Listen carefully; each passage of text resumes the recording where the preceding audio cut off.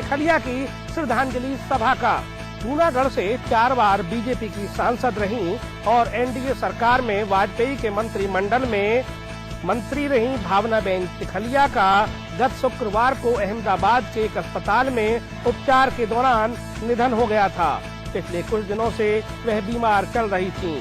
सोमवार को केसोड़ जूनागढ़ में उनकी श्रद्धांजलि सभा थी, जिसमें पार्टी के सीनियर लीडर लालकृष्ण आडवाणी और पार्टी के राष्ट्रीय अध्यक्ष राजनाथ सिंह दोनों साथ पहुंचे। इस मौके पर लालकृष्ण आडवाणी ने कहा कि भावनाबेन चिखलिया की निधन से पार्टी को और राज्य को भारी क्षति पहुंची है। वहीं राष्ट्रीय अध्यक्ष राजनाथ सिंह ने कहा कि वह भावनाबेन चिखलिया को 15-16 सालों से जानते थे और उनकी लोकसभा में बहुत अच्छी परफॉर्मेंस रही थी।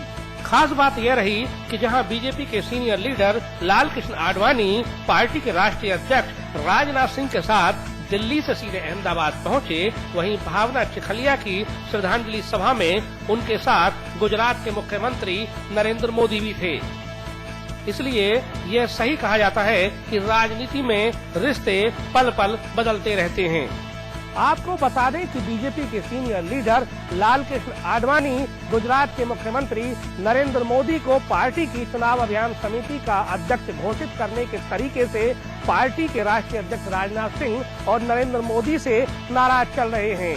लेकिन सोमवार को जिस तरह वे राजनाथ सिंह के साथ गुजरात में आयोजित एक कार्यक्रम में पहुंचे, उससे ऐसा लगता है कि समय के साथ आडवाणी भी अपने पुराने जख्मों को भरने में लगे हैं। गुजरात हाईकोर्ट ने एडीजीपी पी पांडे के खिलाफ दायर याचिका को खारिज कर दिया है। इस याचिका में इस वक्त जहां फर्जी मुठभेड़ मामले में उनके खिलाफ दायर शिकायत को रद्द करने की मांग की गई थी, इस वक्त जहां और अन्य आरोपियों के फर्जी मुठभेड़ मामले की जांच करने वाली सीबीआई ने 4 जुलाई को पेश किए जाने वाले पहले आरोप पत्र में इंटेलिजेंस ब्यूरो के विशेष निदेशक राजेंद्र कुमार का नाम नहीं होगा।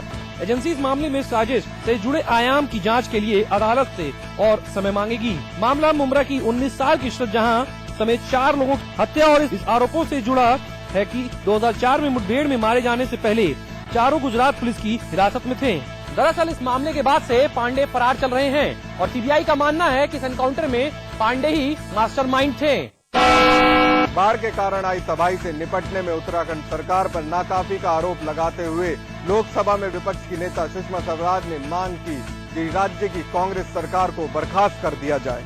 सुषमा ने ट्विटर पर लिखा कि उत्तराखंड सरकार की आंख समय रहते नहीं खुली, जिसकी वजह से उसे बर्खास्त कर दिया जाना चाहिए। बीजेपी पहाड़ी राज्य में बचाव एवं राहत अभियानों के मुद्दे पर पहली बार विजय बहुगुणा सरकार के खिलाफ खुलकर सामने आई।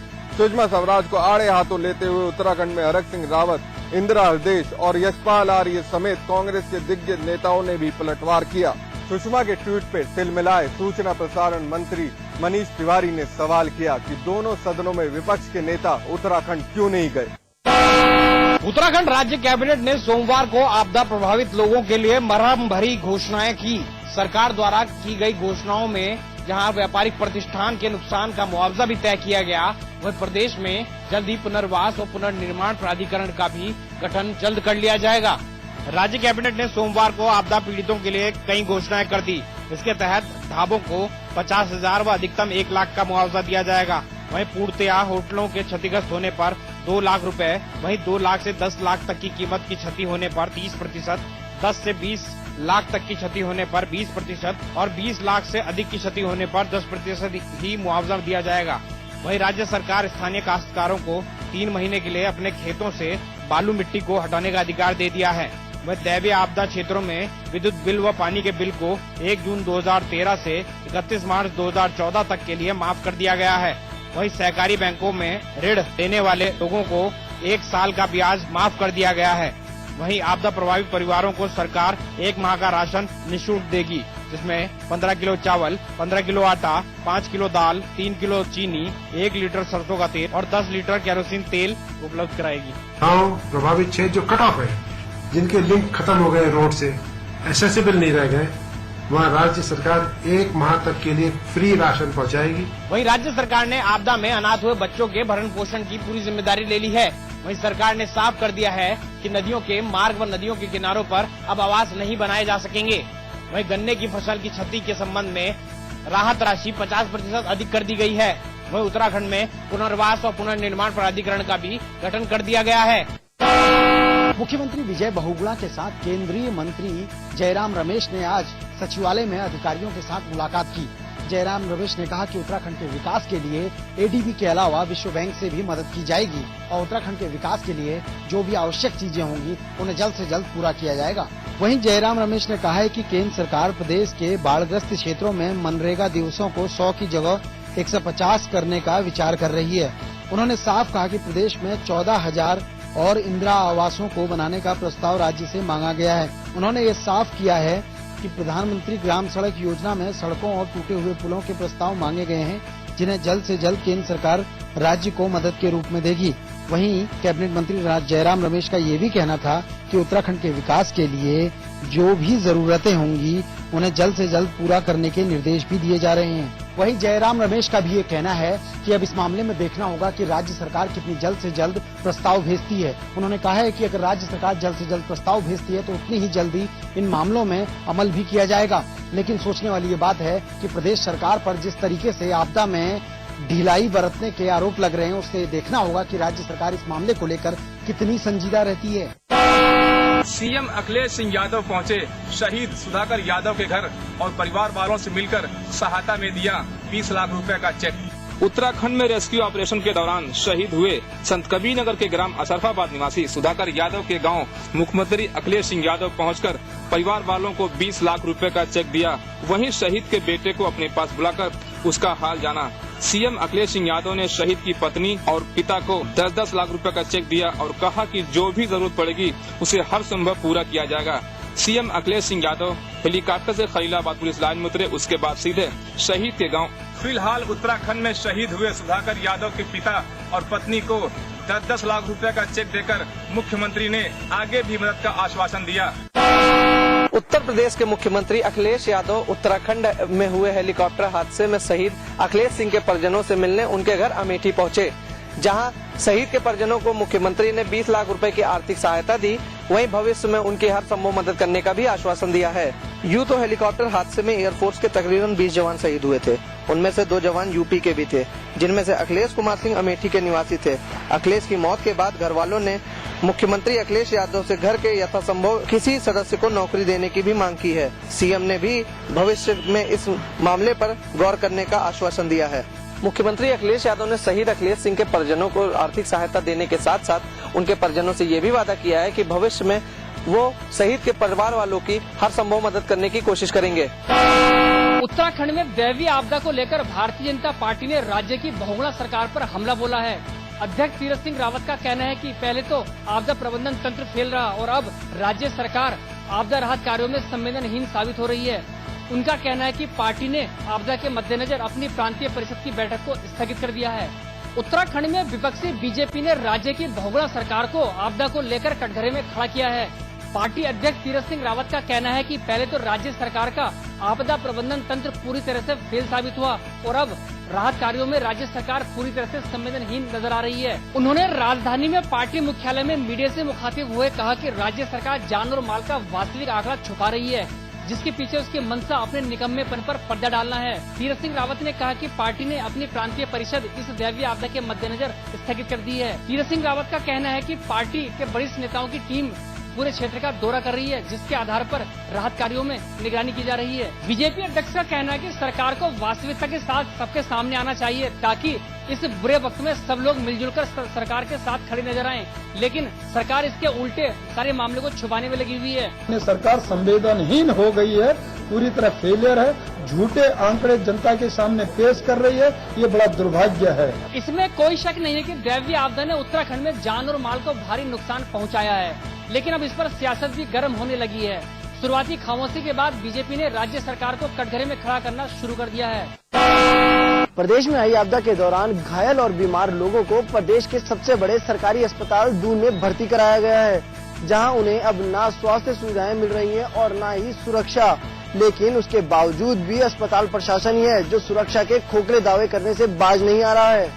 प्रदेश में आई जल त्रासदी के बाद लोगों को इलाज के लिए दून अस्पताल लाया जा रहा है, लेकिन यहाँ ना उनका इलाज ही सही तरीके से हो रहा है और ना ही उनके सामान की कोई सुरक्षा हो रही है। केदारनाथ से लाए गए साधु गजेंद्र गिरी पिछले 5 दिनों से दून में भर्ती हैं, लेकिन उनके स्वास्थ्य को लेकर अभी तक डॉक्टर अपना रुख साफ नहीं कर पाए हैं। उन्होंने बताया कि वो अस्पताल में लाए गए थे। उस समय उनके पास एक बैग था जिसमें 12,000 रुपए नकद और उनका सामान था, लेकिन आज वो उनके पास नहीं है। इसकी शिकायत उन्होंने अस्पताल प्रशासन से भी की, लेकिन अस्पताल प्रशासन की तरफ से कोई कार्रवाई नहीं की गई है। अस्पताल प्रशासन की लापरवाही के चलते गजेंद्र गिरी महाराज ने कहा कि इससे तो कुदरत उन्हें मौत ही दे देती। जो आचरण यहाँ पर उनके साथ किया जा रहा है, कम से कम वो तो ना होता। जबकि दून के प्रमुख चिकित्सा अधीक्षक दावे कर रहे हैं कि अस्पताल में सुरक्षा के पुख्ता इंतजाम है और कहीं भी कोई लापरवाही नहीं बरती जा रही है। 3 दिन हो गए यहाँ पर। कल मेरा यहाँ से सामान भी चोरी हो गया, बैग। अभी मेरे को कोई दिमाग मेरा काम नहीं कर रहा है, पागल जैसा हो गया हूँ और कोई सुनवाई भी नहीं हो रही है क्या। बहरहाल स्वास्थ्य विभाग भले ही सुरक्षा और स्वास्थ्य सेवाओं को दुरुस्त किए जाने के बड़े बड़े दावे कर रहा है, लेकिन उन दावों की पोल उस वक्त खुद ही खुल जाती है जब कोई अप्रिय घटना घटित हो जाती है। दूर में भर्ती लोगों के सामान चोरी होने से अब लोग खासे परेशान नजर आ रहे हैं। हल्द्वानी में कुमाऊं रेंज के डीआईजी जीएन गोस्वामी ने पहली बार जिले के सभी अधिकारियों की बैठक ली। डीआईजी ने पुलिस अधिकारियों को बैठक में लंबित पड़ी सभी चोरी की विवेचनाओं का जल्द खुलासा करने के निर्देश भी दिए। कुमाऊं रेंज के डीआईजी जीएन गोस्वामी ने सोमवार को हल्द्वानी पहुंचते ही सीओ कार्यालय और कोतवाली का निरीक्षण किया। साथ ही दोनों कार्यालयों में अव्यवस्थाओं को देख पुलिस अधिकारियों को फटकार भी लगाई। निरीक्षण के बाद डीआईजी ने जिले के सभी पुलिस अधिकारियों की बैठक ली। बैठक में जिले में बढ़ रही आपराधिक मामलों पर रोक लगाने के लिए डीआईजी द्वारा पुलिस क्षेत्र अधिकारियों को निर्देशित भी किया गया। बैठक में हल्द्वानी शहर में बढ़ रहे क्राइम के ग्राफ और लगातार हो रही चोरियों को देखते हुए डीआईजी ने अपराध की समीक्षा भी की और साथ ही जल्द सभी चोरियों का खुलासा करने का निर्देश पुलिस के अधिकारियों को भी दिया। बैठक में डीआईजी ने पुलिस अधिकारियों को अपने निचले अधिकारियों और पुलिस कर्मियों को जिम्मेदारी तय करने के निर्देश भी दिए, जिससे कि शहर में आपराधिक वारदातों पर पूरी तरीके से लगाम लगाई जा सके। उत्तराखंड में देवी आपदा क्या आई, केदारनाथ और बद्रीनाथ में मंदिर में पूजा को लेकर धर्म का पाठ पढ़ाने वाले धर्म गुरु ही आपस में भिड़ने को तैयार हैं। गोवर्धन पीठ के शंकराचार्य अधोक्षानंद का कहना है कि रावल को ही केदारनाथ को सौंप देना चाहिए और कहा कि आदि गुरु शंकराचार्य ने भी उनका सम्मान किया था। उनका ये भी कहना है कि केदारनाथ पर शंकराचार्य अपना प्रभाव डालकर कब्जा करना चाहते हैं। वहीं शंकराचार्य के शिष्य अभिमुक्तेश्वरन का कहना है कि अपने आप को शंकराचार्य बताने वाले अघोषानंद तो शंकराचार्य ही नहीं है। हाल कुछ भी हो, उत्तराखंड में एक ओर आपदा से लोग जूझ रहे हैं, वहीं दूसरी ओर धर्म का पाठ पढ़ाने वाले धर्म गुरु आपस में भिड़ रहे हैं। उत्तर प्रदेश को मिलेगी हाई स्पीड ट्रेन की सौगात। ये फैसला लिया गया 33वीं एनसीआर प्लानिंग बोर्ड की बैठक में, जिसके अनुसार 2016 तक दिल्ली से मेरठ तक 90 किलोमीटर का सफर महज चंद मिनटों में तय हो जाएगा।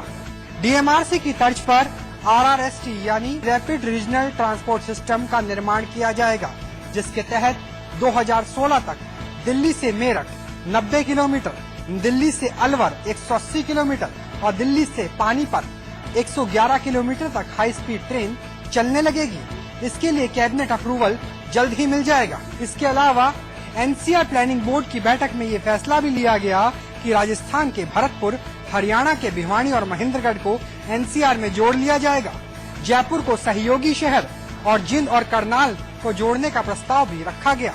आने वाले सालों में एनसीआर के विकास में कुल 72,000 करोड़ खर्च किए जाएंगे, जिसमें से 12.5% का हिस्सा राज्य सरकारें वहन करेगी और 50% खर्चा आधारभूत ढांचे के विकास में किया जाएगा। केंद्रीय मंत्री कमलनाथ ने उत्तर प्रदेश, हरियाणा और राजस्थान की राज्य सरकारों को ये भी निर्देश दिए कि वो दिल्ली के आसपास बड़े सरकारी अस्पताल और शैक्षणिक संस्थान का निर्माण करें, ताकि राजधानी दिल्ली का बढ़ता बोझ कम किया जा सके। एनसीआर प्लानिंग बोर्ड की बैठक के बाद राजनीति भी गर्मा चुकी है।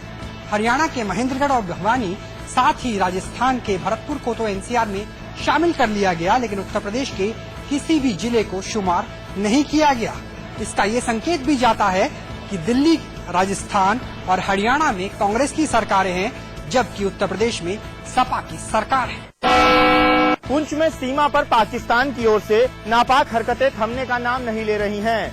कई बार सीज फायर का उल्लंघन करने वाले पाकिस्तान ने इस बार भारतीय सीमा में मानव बम भेज दिया। दोनों देशों की सीमा के पास पाकिस्तान से आए एक संदिग्ध मानव बम ने खुद को धमाके के साथ उड़ा लिया। यह धमाका जम्मू कश्मीर के पुंछ में भारतीय सेना की एक चौकी के पास हुआ। पुंछ के साजौन में पाकिस्तानी मानव बम ने अपने शरीर में आईईडी से विस्फोट कर लिया। भारतीय सेना ने कहा है कि उन्होंने चौकी के पास एक संदिग्ध आदमी को देखा था। सैनिकों ने चेतावनी देने के बाद उस पर गोली चलाई। वहीं दक्षिणी कश्मीर के पुलवामा जिले में आतंकियों के एक गश्ती दल पर की गई फायरिंग के दौरान एक सुरक्षा कर्मी की भी मौत हो गई। उत्तर प्रदेश सरकार के कृषि राज्य मंत्री